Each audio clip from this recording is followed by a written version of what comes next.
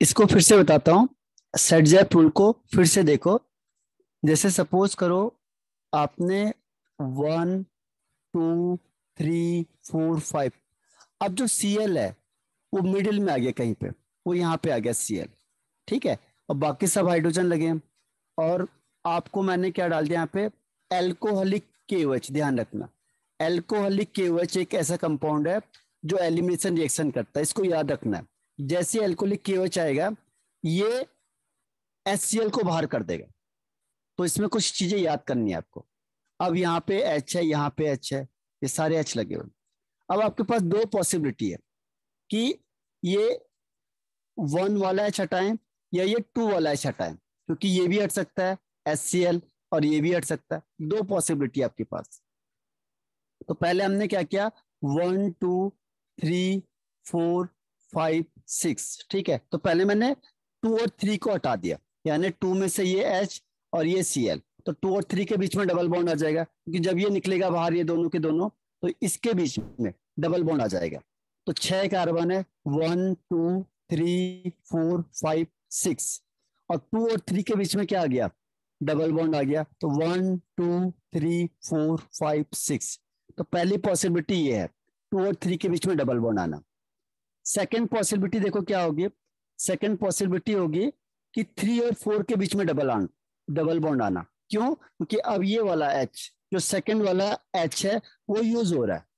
तो ये पॉसिबिलिटी भी है, ये दोनों भाग जाएं।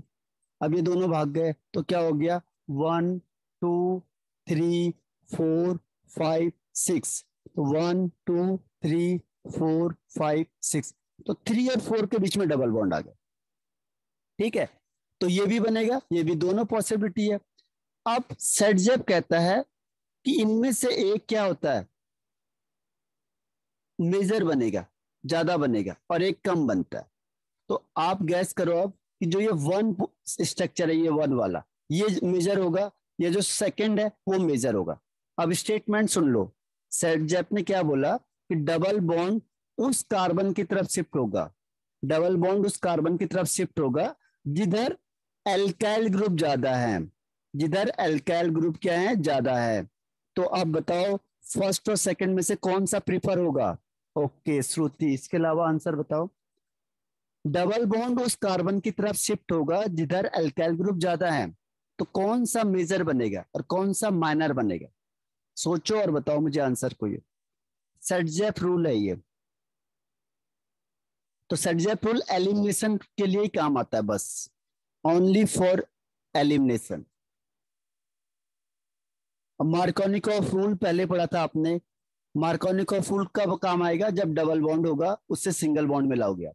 और सेटजेप रूल उसका अपोजिट है, जब आप सिंगल बॉन्ड से डबल बॉन्ड मिलाओगे। ठीक है, तो ये रूल को ध्यान रखना है, कौन सा रूल कहाँ पे अप्लाई होगा। और कोई आंसर नहीं है। ओके हेमंत, श्रुति, और इसके अलावा कोई आंसर, अंबिका, यामिनी। ओके अंबिका, यामिनी बताओ।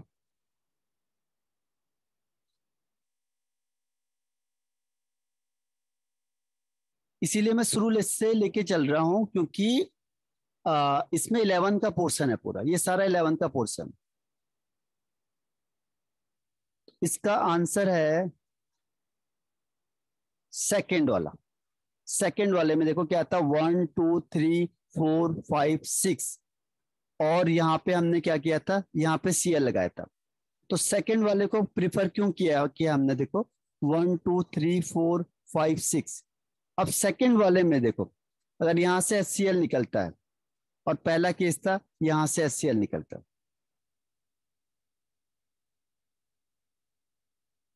अगर दोनों तरफ सेम हो तब तो कहीं से भी निकाल लो, तब तो कोई दिक्कत ही नहीं है, तब तो कोई भी पॉसिबिलिटी कर सकते हो आप। अगर दोनों तरफ same number of alkyl group हो गए या कार्बन हो गए, तब आप कहीं से भी निकाल सकते हो, आंसर तो सेम ही रहेगा। ठीक है, अगर दोनों तरफ सेम अल्काइल ग्रुप हो गए, कार्बन हो गए, तब तो दिक्कत ही खत्म है, तब तो सेटजेप रूल लगेगा ही नहीं। सेटजेप रूल कब लगेगा, जब अनसिमेट्रिकल होगा, जब आपको कंफ्यूजन होगा कि अगर मैं यहां करूंगा तो क्या होगा या इधर करूंगा तो क्या होगा, तब वहां पे सेटजेप रूल लगेगा। ठीक है, अब देखो दो पॉसिबिलिटी थी, एक डबल बॉन्ड यहाँ पे आना था, अगर यहाँ पे डबल बॉन्ड आएगा देखो पहले केस में, तो क्या होता, एक ही सी एस के बगल में देखो बस एक ही कार्बन ग्रुप है। और अगर दूसरा केस आ गया हमने, ठीक है, दूसरा केस लगा दिया हमने। दूसरा केस कौन सा, कि जो बॉन्ड है उसे कहाँ लगा दिया, बॉन्ड को लगा दिया हमने 2 और 3 के बीच में। देखो अब यहाँ पे बॉन्ड आ गया, तो अब देखो इसके पीछे कितने कार्बन है, 1 और 2, 2 कार्बन, 1 और 2, 2 कार्बन हो गए। तो जितने एल्काइल ग्रुप ज्यादा लगे होंगे इससे उतना बेटर है। तो उस कंडीशन में क्या होगा कि ये वाला ज्यादा होगा, तो ये मेजर होगा 3-4 वाला, और वो वाला कम होगा। तो कम को नहीं भी लिखोगे तो चलेगा, क्योंकि मेजर को हम प्रिफर करते हैं, माइनर को हम प्रिफर नहीं करते। ध्यान रखना, आपको लगेगा ये आंसर भी सही हो सकता है, लेकिन वो आंसर गलत माना जाता है केमिस्ट्री में। ठीक है, केवल मेजर को ही प्रेफरेंस देते हैं बस। एक और एग्जांपल के थ्रू बताता हूं, आपकी बात देखना यामिनी से। 1 2 3 4 5 6 7 8, ठीक है।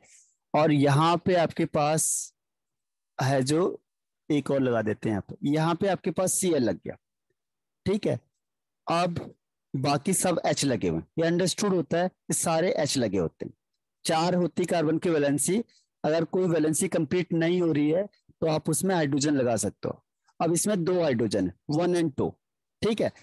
अब 2 पॉसिबिलिटी Cl के पास, पहला 1 के साथ भाग जाए और सेकंड 2 के साथ भागे। तो पहली पॉसिबिलिटी 1 के साथ भागना, तो डबल बॉन्ड कहां पे आएगा, देखो 1 2 3 4 5 6 7 8 9, ठीक है। अगर 1 के साथ जाता है तो 3 और 4 के बीच में डबल बॉन्ड आएगा, जहां से H निकल रहे हैं और Cl निकल रहे हैं वहीं पे डबल बॉन्ड आएगा। तो पहली पॉसिबिलिटी है कि 3 और 4 के बीच में डबल बॉन्ड आ जाना। तो 1 2 3 4, तो 3 और 4 के बीच में डबल बॉन्ड आ गया। 5 6 7 8 एंड 9, तो पहली ये पॉसिबिलिटी हो गई। दूसरी पॉसिबिलिटी क्या है इसकी, दूसरी पॉसिबिलिटी है कि इस H2 के साथ जाना। अगर ये H2 के साथ जाएगी तो क्या होगा, 4 और 5 के बीच में डबल बॉन्ड आएगा। तो अब दूसरी कंडीशन है 1 2 3 4 5 6 7 8 9, तो 1 2 3 4 5। अब सेकेंड स्टेप में क्या हुआ, 4 और 5 के बीच में डबल बॉन्ड आ गया, ठीक है। अब बताओ कि अकॉर्डिंग टू सेटजेफ रूल कौन सा मेजर प्रोडक्ट बनेगा, 1 वाला या 2 वाला। अब मुझे बताओ।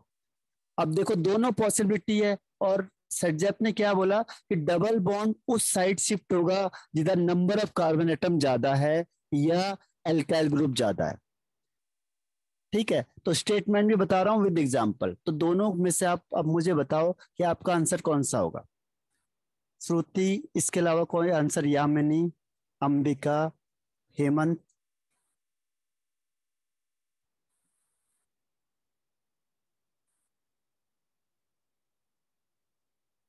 तो ये आंसर आपके लगभग लगभग सही है। हेमंत ने मिस कर दिया। हे, हेमंत ये वाला जो है, अब देखो इसमें पॉसिबिलिटी देखो, अगर ये डबल बॉन्ड आ गया ये वाला सेकंड वाले केस में, तो क्या होगा, जब ये डबल बॉन्ड यहाँ आ गया तो इसके पास देखो ये है, ये Cl को छोड़ दो, ये हाइड्रोजन की साइड देखो, हाइड्रोजन की साइड किधर है, इधर की साइड है, आपके राइट हैंड साइड में सपोज ये। तो ये जब जाएगा तो अब इस 3 नंबर के पास कितने कार्बन है, 2 कार्बन अटैच है केवल, तो इसमें 2 कार्बन अटैच है। और इसकी दूसरी साइड देखो, जब सेकेंड पॉसिबिलिटी होती है 4 और 5, तो जो 5 वाला कार्बन है इसके पीछे कितने कार्बन लगे, 1 2 3 4, तो 4 कार्बन लगे। तो जिधर ज्यादा कार्बन लगे होंगे उधर डबल बॉन्ड शिफ्ट होगा, इसीलिए फर्स्ट वाले को हम प्रिफर करेंगे, सेकंड को हम प्रिफर नहीं करेंगे, जबकि दोनों पॉसिबिलिटी है। लेकिन वो कहता है ये बनेगा, लेकिन ये बनता है माइनर, इसे कह देते हैं माइनर, और ये बनता है मेजर। और केमिस्ट्री में ध्यान रखना, ऑर्गेनिक केमिस्ट्री में मेजर को ही प्रिफर करते हैं, माइनर को प्रेफरेंस नहीं देते, यानी माइनर को सही आंसर नहीं माना जाता है, केवल मेजर प्रोडक्ट को ही सही आंसर माना जाता है, ठीक है। तो इसका आंसर ये होगा। तो इसे कहते हैं सेटजेफ रूल, एलिमिनेशन रिएक्शन के लिए ही ये एप्लीकेबल होता है। जैसे हमने पढ़ा था मार्कोनिकॉफ रूल, ठीक है, मार्कोनिकॉफ रूल एडिशन रिएक्शन करने के लिए अप्लाई होगा। अब ये क्लियर हुआ, रिपीट करना या हो जाएगा, सेटजेफ रूल हो जाएगा। Yes sir. ओके, क्लियर है ना? हाँ, तो ये अप्लाई करना है आपने। तो ये सारे बेसिक फंडामेंटल है आपके पास। अब देखो इसके बाद आता है E2। E2 ये सारे के सारे फंडामेंटल आपके 11 के हैं, लेकिन अभी हमारे पास टाइम है काफी, तो आप डीपली पढ़ोगे तो आपको थ्रू आउट, क्योंकि फर्स्ट से लेके चारों चैप्टर तक का कमांड आ जाएगा, क्योंकि सब में SN1 रिएक्शन आपको सारे चैप्टर में मिलेगा, SN2 आपको सारे चैप्टर में मिलेगा, E1 आपको सारे चैप्टर में मिलेगा, E2 आपको सारे चैप्टर में मिलेगा। तो जितने भी चैप्टर पढ़ोगे इसमें ये बेसिक आते चले जाएंगे, इसीलिए इसको फोकस करना जरूरी है। अब देखो E2, और इसमें कई ऐसी रिएक्शन है जो आप अल्कोहल में भी पढ़ोगे, आगे एल्डिहाइड में पढ़ोगे, तो इसकी कई रिएक्शन रिपीट होंगे आगे, इसीलिए सबसे बड़ा दिख रहा है आपको ये, लेकिन है शॉर्ट। अब E2 में क्या होगा, देखो E2 का मतलब होता है, यहाँ पे हम लेते हैं से डिहाइड्रोहेलोजिनेशन। डी का मतलब रिमूव हो जाना, रिमूवल ऑफ। हाइड्रो का मतलब हाइड्रोजन, हाइड्रो मतलब हाइड्रोजन, जब हाइड्रोजन, और हेलो मतलब हेलोजन, हेलो मतलब हेलोजन, जब हाइड्रोजन और हेलोजन रिमूव होते हैं तो उसे कहते हैं डिहाइड्रो हेलोजिनेशन, जैसे हम अभी कर ही रहते हैं, जो सर्जिया रूल में मैंने आपको बताया। तो कौन सी प्रोसेस है? डिहाइड्रो हेलोजिनेशन, यानी हाइड्रोजन भी रिमूव हो रहा है और हेलोजन भी रिमूव हो रहा है। किससे? एल्काइल ग्रुप से। और कौन सी पोजीशन से? 1-2 वाले से, क्योंकि अल्फा बीटा वाला है ये, तो अल्फा बीटा में 1-2 ही चलेगा हर हमेशा।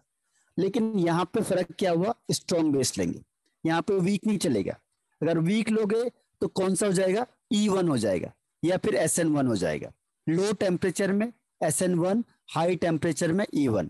और अगर स्ट्रॉन्ग लोगे तो लो टेम्परेचर में SN2 और हाई टेम्परेचर में E2। ध्यान रखना, टेम्परेचर का फर्क है बस, टेम्परेचर चेंज करोगे चीजें बदल जाएंगी। और बेस का स्ट्रॉन्ग होगा तो E2 या SN2, और अगर वीक होगा तो E1। तो इससे पहचानना आपने कि रिएक्शन कैसी होगी, E1 होगी या E2 होगी। किससे? स्ट्रॉन्ग से। स्ट्रॉन्ग बेस के लिए ये इंतजार नहीं करेगा ये टूटेगा और फिर मैं अटैक करूंगा। स्ट्रॉन्ग क्या करता है? तुरंत अटैक करता है, क्योंकि हाईली रिएक्टिव होता है। ठीक है, तो इसमें स्ट्रॉन्ग लगेगा। अब मैकेनिज्म मेन है, देखो रिएक्शन तो सबकी सेम है, दोनों में सारी रिएक्शन सेम है। अब होता क्या है देखो, कि जैसे आपने किया ये RCH और यहाँ पे X है, ठीक है, और ये CH2, यहाँ पे एक H लगा हुआ है। अब ये सेम साइड से नहीं आएगा, ध्यान रखना, अपोजिट से आता है, इसीलिए से कहते हैं एंटाई एलिमिनेशन। एंटाई मतलब अपोजिट में, क्योंकि इधर ये ग्रुप लगा हुआ है तो इधर से बेस कभी अटैक नहीं करेगा, क्योंकि ये दोनों रिपर्सन करेंगे। अब आपने कोई भी स्ट्रॉन्ग बेस यहाँ पे इंट्रोड्यूस करवा दिया, जैसे आप स्ट्रॉन्ग बेस को यहाँ पे इंट्रोड्यूस कराओगे, ये सीधा डायरेक्ट अटैक करना स्टार्ट कर देगा। यहां से डायरेक्ट अटैक करेगा किसके पास?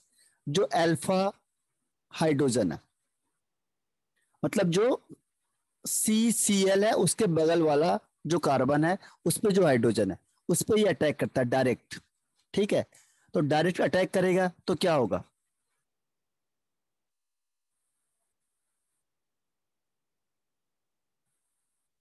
अब डायरेक्ट अटैक करने से, जैसे मैंने लिखा ये RC, ये X है, और यहाँ पे CH2 और ये H है। जैसे आपने जो स्ट्रॉन्ग बेस लिया, ये स्ट्रॉन्ग बेस क्या करेगा? अटैक करना स्टार्ट कर देगा इसका हाइड्रोजन पे, जो इस X के बगल वाला है, जिसको आपने एलिमिनेट करना है।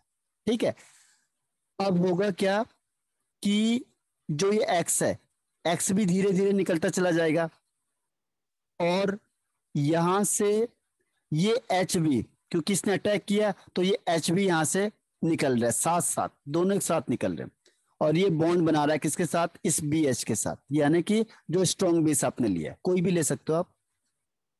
और ये बॉन्ड क्या होगा? ये बॉन्ड यहाँ पे आ जाएगा, तो ये बॉन्ड फॉर्मेशन भी स्टार्ट हो रही।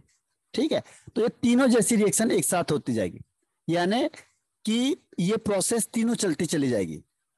ठीक है, ये रिएक्शन क्या होगी? तीनों एक साथ होती चली जाएगी। ये बॉन्ड भी इधर शिफ्ट हो जाएगा, और ये ऐसे होगा डॉटेड लाइन, मतलब ये धीरे धीरे ये निकल रहा है, ये यहाँ से बॉन्ड टूट के इधर आ रहा है और ये बॉन्ड इसके साथ कनेक्ट हो रहा है, तो डॉटेड लाइन है। इसे कहते हैं ट्रांजिशन स्टेट, इसे कहेंगे ट्रांजिशन स्टेट। जैसे SN2 में था ऐसे ही E2 में, ठीक है, ट्रांजिशन स्टेट है। इसमें ये निकल रहा है, ये अटैक हो रहा है, तो ये दोनों यहाँ से निकल के बाहर हो जाएंगे, ये बॉन्ड यहाँ पे फिक्स हो जाएगा, ये भी यहाँ से निकल के बाहर हो जाएगा। तो फिर क्या होगा, RC, यहाँ डबल बॉन्ड आ जाएगा, CS2 आ जाएगा, ठीक है। तो ये कंपाउंड बन जाएगा। तो ये वन स्टेप की रिएक्शन होती है। SN2 और E2 वन स्टेप की रिएक्शन है, और SN1 और E1 ये है टू स्टेप की रिएक्शन। तो मेन पहचानना कैसे है, इससे, बेस से। फायदा क्या होगा इससे, कि इससे यहाँ पे जो अटैक करेगा ये अपोजिट साइड में अटैक करता है, और इसमें ये वाला प्रोडक्ट बनेगा, ठीक है।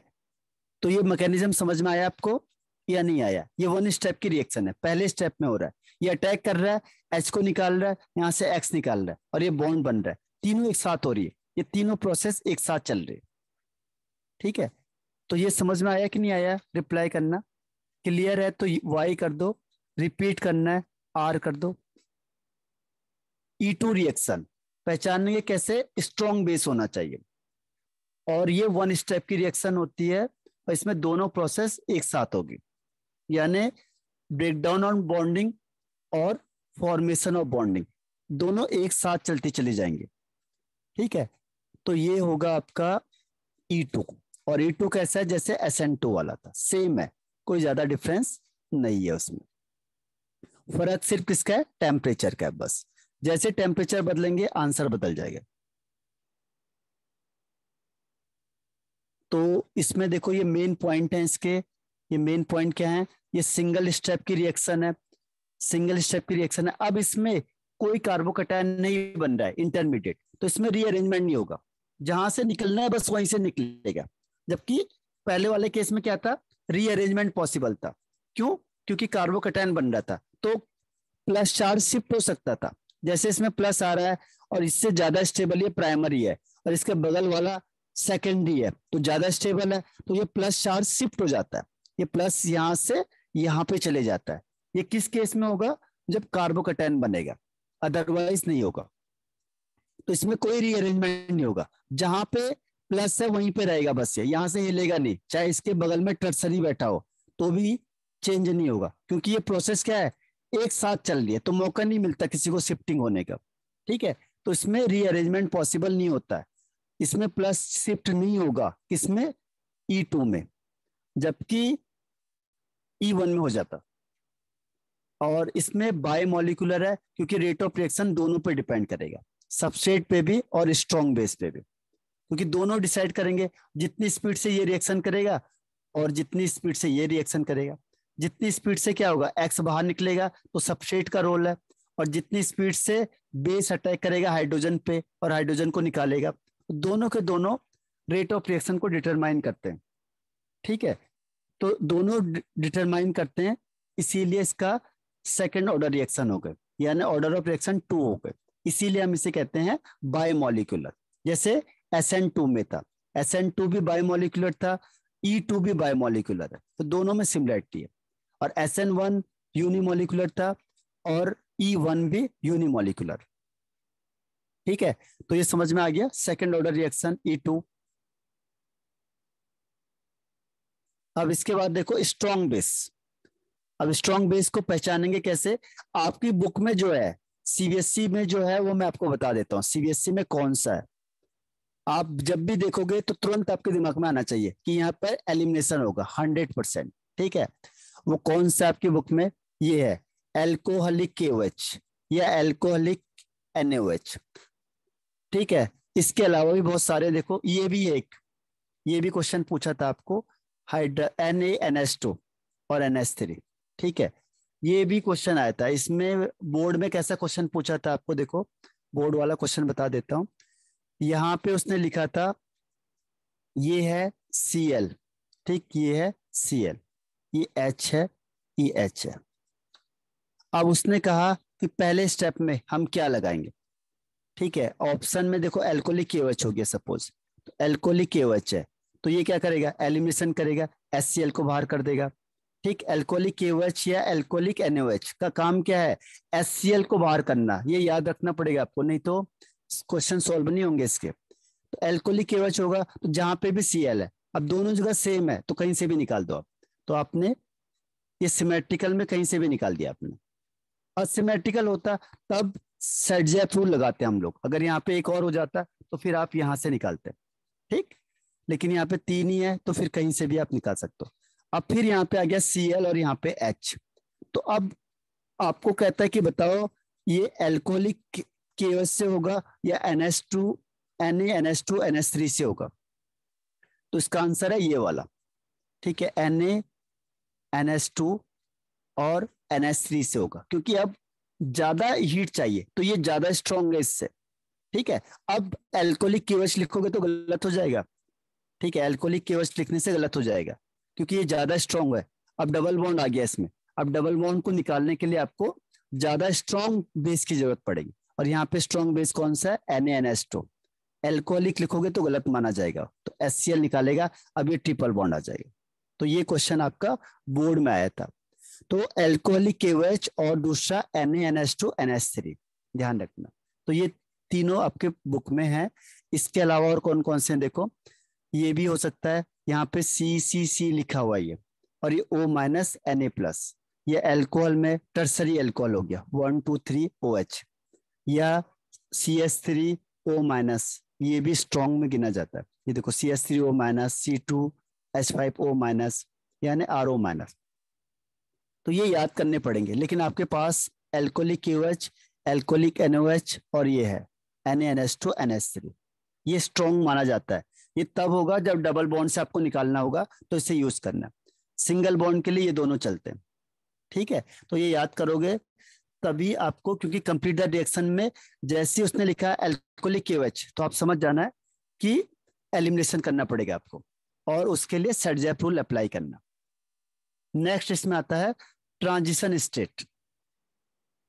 जो ट्रांजिशन स्टेट होती है उसकी स्टेबिलिटी भी डिपेंड करती है रेट ऑफ रिएक्शन को। जितना क्राउडेड होगा, जितना सब्स्टिट्यूटेड होगा, जैसे मैंने कहा सेट रूल वाला, कि जितना सब्स्टिट्यूट ज्यादा हो गया, जितना कार्बन ज्यादा हो गए, उतना उसकी स्टेबिलिटी ज्यादा हो जाएगी। तो जितनी ज्यादा स्टेबिलिटी उतना रेट ऑफ रिएक्शन फास्ट हो जाएगा। ठीक है, तो इसमें क्या होता है, इसमें सीक्वेंस भी सेम होता है, टर्सरी सेकेंडरी प्राइमरी। ध्यान रखना, E2 में भी, E2 में क्या होता है, टर्सरी सेकेंडरी प्राइमरी का रोल है, इसको याद रखो। केवल एक है बस, SN2, इसमें जो रेट ऑफ रिएक्शन है वो प्राइमरी सेकेंडरी और टर्सरी है बस। बाकी के सारे केस में ध्यान रखना, बाकी के कोई भी केस हो, चाहे E1 हो, चाहे E2 हो, चाहे SN1 हो, सबके केस में अगर आप स्टेबिलिटी को चेक करना है तो हम देखेंगे टर्सरी सेकेंडरी प्राइमरी बस। किस केस में, SN2 वाले केस में रिवर्स होता है, जो प्राइमरी है वो सबसे ज्यादा स्टेबल होता है, फिर सेकेंडरी, फिर टर्सरी, क्योंकि इसमें स्टेरिक हिंड्रेंस काम करता है। बाकी के सारे केस में टर्सरी सेकेंडरी प्राइमरी। ठीक है, तो इसे याद रखना आपने कि स्टेबिलिटी का अगर कोई भी क्वेश्चन आता है तो E1 E2 SN1 इसमें ये फॉलो करेगा। ठीक है, और बाकी के केस में एक केस है केवल SN2 जिसमें प्राइमरी सेकेंडरी और टर्सरी यूज होगा। ठीक है, तो ये बेसिक और फंडामेंटल चीजें हैं, ताकि आप अगर डीप भी कोई क्वेश्चन आता है तो आप उसे सॉल्व कर सकते हो। इसके बाद सॉल्वेंट, सॉल्वेंट हमने कहा था इसमें पोलर एप्रोटिक सॉल्वेंट, जैसे SN2 में था, पोलर था। पोलर का काम क्या है, बॉन्ड को तोड़ना, तो बॉन्ड को तोड़ने के लिए हम पोलर यूज करेंगे। एप्रोटिक क्यों है, क्योंकि दोनों एक साथ रिएक्शन हो रही है, हमें Cl को घेरने की जरूरत नहीं है अब। क्यों, क्योंकि Cl, यहां से Cl निकल रहा है और यहां से आप H को निकाल रहे हो, तो दोनों एक साथ प्रोसेस हो रही है, इसीलिए इसको सराउंडेड करने की कोई जरूरत नहीं है, तो हमें H+ की जरूरत ही नहीं है, प्रोटिक की जरूरत ही नहीं है, इसीलिए हम क्या करेंगे, एप्रोटिक को यूज करते हैं। अगर वो कहेगा प्रोटिक को यूज करके क्या होगा, तो प्रोटिक क्या करता है, रिएक्शन को स्लो कर देता है, क्योंकि प्रोटिक का काम है प्लस चार्ज, प्लस चार्ज फिर अटैक करेगा माइनस पे। ठीक है, तो इसकी वजह से रिएक्शन स्लो हो जाती है। इसीलिए हम प्रोटिक को इसमें यूज नहीं कर सकते, एप्रोटिक को यूज करेंगे।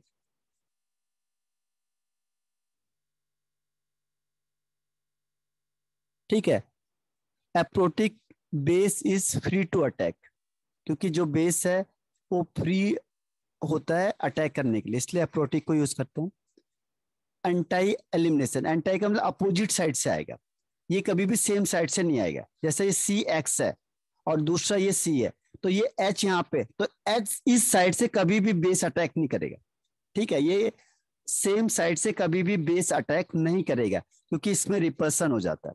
तो रिपल्सन को अवॉइड करने के लिए जो अपोजिट वाला हाइड्रोजन होगा, बेस हर हमेशा उसी पे अटैक करेगा। सेम साइड वाले हाइड्रोजन पे बेस कभी भी अटैक नहीं करेगा, इसके हेलोजन के।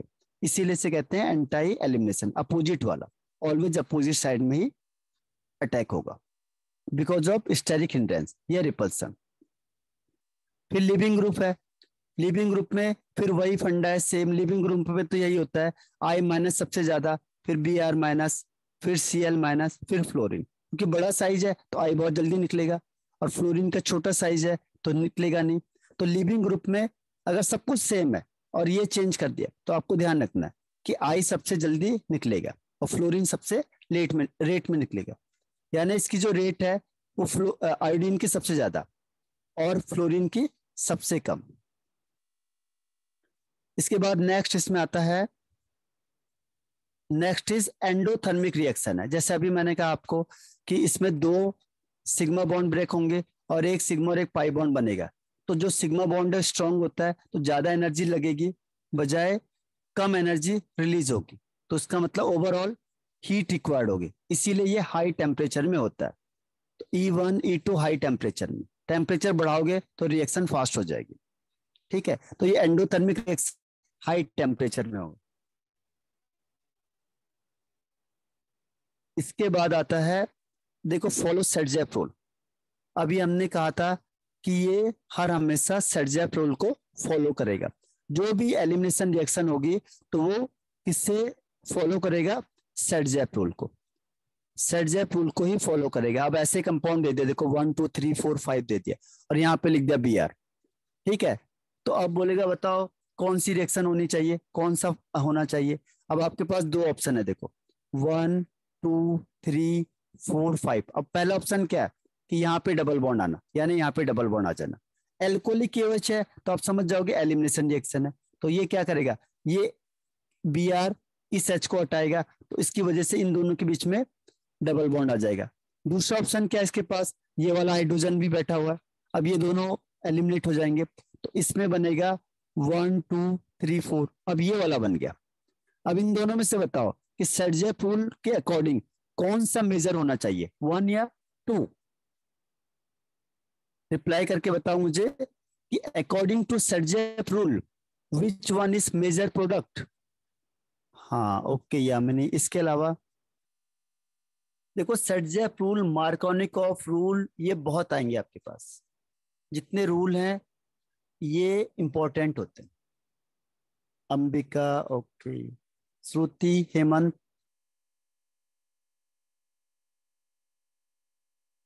तो ये साथ साथ आपका 11th भी कवर अप हो जाएगा। Okay Shruti and Hemant, right. तो सबने सही आंसर बताया है कि सेकंड वाला। सेकंड वाला कैसे पता चलेगा, देखो जैसे आपने इसमें देखा कि ये जो हाइड्रोजन है इसके साथ केवल एक ही कार्बन लगा हुआ है बस, और जो ये वाला हाइड्रोजन है इसके साथ दो कार्बन लगे हुए हैं। तो जिसके साथ ज्यादा कार्बन अटैच होंगे वो क्या होगा, वो प्रीफर होगा। ठीक है, यानी सेकंड वाला है जो, वो ज्यादा बनेगा, ये मेजर है, और दूसरा बनेगा माइनर। तो माइनर को आप लिखो या ना लिखो कोई फर्क नहीं पड़ता, मेजर को लिखना जरूरी है। तो इसे कहते हैं सेटजेप प्रोडक्ट, क्योंकि सेटजेप रूल के अकॉर्डिंग बना है तो इसे कहते हैं सेटजेप प्रोडक्ट। और जो कम वाला बनता है उसे कहते हैं हॉफमैन प्रोडक्ट। ये दूसरे साइंटिस्ट ने दिया था, ये है नहीं आपके पास, नहीं तो मैं आपको उसको डिटेल से बताता। इसे कहते हैं जो कम वाला बनता है माइनर, उसे कहते हैं हॉफमैन प्रोडक्ट। और जो ज्यादा वाला बनता है उसे कहते हैं,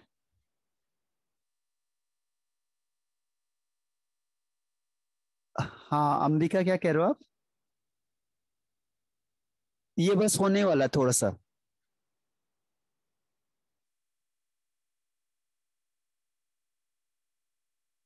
तो ये समझ में आया आपको? जो माइनर वाला होगा, वो जो माइनर होगा वो उसे कहते हैं हॉफमैन प्रोडक्ट। ध्यान रखना, कई बार लिखा होगा बुक में हॉफमैन प्रोडक्ट। तो हॉफमैन का मतलब जो माइनर बन रहा है किसमें? एलिमिनेशन रिएक्शन में। इसी के जब एलिमिनेशन रिएक्शन हो रही है और उसमें जो कम वाला माइनर वाला प्रोडक्ट बनता है तो उसे कहते हैं हॉफमैन, क्योंकि इसके साइंटिस्ट ने दिया था हॉफमैन। और जो मेजर होता है उसे कहते हैं सर्जेप प्रोडक्ट, क्योंकि सर्जेप ने इसको कहा था। तो सर्जेप मेजर को फोकस करता है, हॉफमैन माइनर को प्रोडक्ट कर वो करता है, फोकस करता है। क्योंकि कुछ ऐसी कंडीशन है जिसमें माइनर वाला ज्यादा बनता है और मेजर वाला कम बनता है, यानी सर्जेप का अपोजिट हो जाता है। लेकिन वो आपके कोर्स में है नहीं, तो आपको मैं कंफ्यूज नहीं करूंगा उसमें, ठीक है। लेकिन बस इतना समझ लो कि माइनर वाले को कहते हैं हॉफमैन प्रोडक्ट, और जो ज्यादा बनता है मेजर वाला उसे कहते हैं सर्जेप प्रोडक्ट। तो ये समझ में आ गया आपको? इससे आपने क्या क्या चीजें सीखी? पहला कि सर्जेप रूल क्या हुआ, कहां पे लगता है, सर्जेप रूल। दूसरा इसमें हॉफमैन भी आ गया, हॉफमैन उसका अपोजिट हो गया, हॉफमैन रूल या हॉफमैन प्रोडक्ट। तीसरी चीज है कंडीशन क्या होनी चाहिए, E1 के लिए क्या कंडीशन होनी चाहिए, E2 के लिए क्या कंडीशन होनी चाहिए, ठीक है। जैसे ये अल्कोहलिक देखोगे आप लोग तो एलिमिनेशन रिएक्शन होगी। किस केस में एलिमिनेशन होगा, कौन कौन सी चीजें जो एलिमिनेशन के लिए रिस्पॉन्सिबल होते हैं? तो E2 के लिए अल्कोहलिक KOH लिखा होगा बुक में, या अल्कोहलिक NaOH होता है। ध्यान रखना एक और लिखा होता है बुक में, लिखा होता है एक्वस KOH। एक्वस का अलग रोल है और अल्कोहलिक का अलग है। एक्वस का भी मैं आपको बता देता हूँ क्योंकि बुक में है आपके पास। तो जैसे मैंने ये रिएक्शन लिखा, देखो 1 2 3 4, और यहाँ पे मैंने लिख दिया Cl, और यहाँ पे लिख दिया मैंने एक्वस, एक्वस KOH। तो ये सब्स्टिट्यूशन रिएक्शन देगा क्योंकि अभी वीक हो जाता है, ठीक है। तो ये सब्स्टिट्यूशन देगा, जहां पे Cl है वहां पे OH आ जाएगा, बस सब्स्टिट्यूशन रिएक्शन है, ध्यान रखना इसको। सब्स्टिट्यूशन रिएक्शन देगा एक्वस KOH, तो यहाँ पे जहां पे Cl है वहां पे OH लग जाएगा, बस। इस केस में एक्वस KOH या एक्वस NaOH, ध्यान रखो एक्वस KOH या एक्वस NaOH क्या देता है, सब्स्टिट्यूशन रिएक्शन देता है। जबकि एल्कोहलिक KOH और एल्कोहलिक NaOH क्या देता है, एलिमिनेशन रिएक्शन। एलिमिनेशन रिएक्शन दोनों में डिफरेंस है, ध्यान रखना, सब्स्टिट्यूशन रिएक्शन और एलिमिनेशन रिएक्शन। अगर एक्वस लिखा होगा तो सब्स्टिट्यूशन रिएक्शन होगी। अब देखो दिखने में आपको जैसा लगेगा, ऐसे मैंने लिखा और यहाँ पे लिख दिया Cl और यहाँ पे लिख दिया मैंने एक्वस NaOH। तो जैसे आपने देखा ये एक्वस लिखा है, ये तो एलिमिनेशन देगा। तो जहां पे Cl है वहां पे क्या कर देना, OH कर देना, 1 2 3 4 5 6, और यहाँ पे OH आ जाएगा, बस ये प्रोडक्ट हो गया।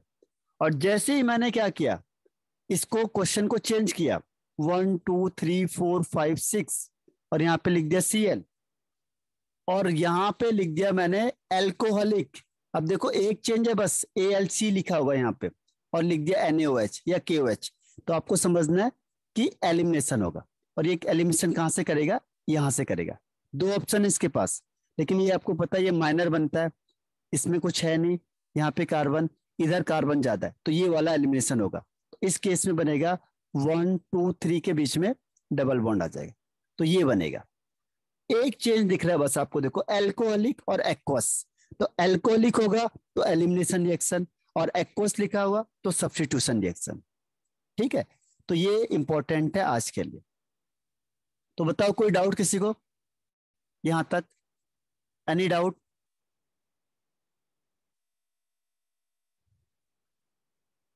ओके, तो ये एलिमिनेशन रिएक्शन भी फिनिश होती है, ठीक है। मैंने आपको नोट्स भेज दिए हैं, उसे देख लेना, डीपली है, अभी टाइम है आपके पास। जितना डीप से पढ़ोगे आप लोग उतना आपकी कमांड अच्छी हो जाएगी, ठीक है। तो मैं ऑफ करता हूँ मीटिंग को यहीं पे अब, बाय बाय।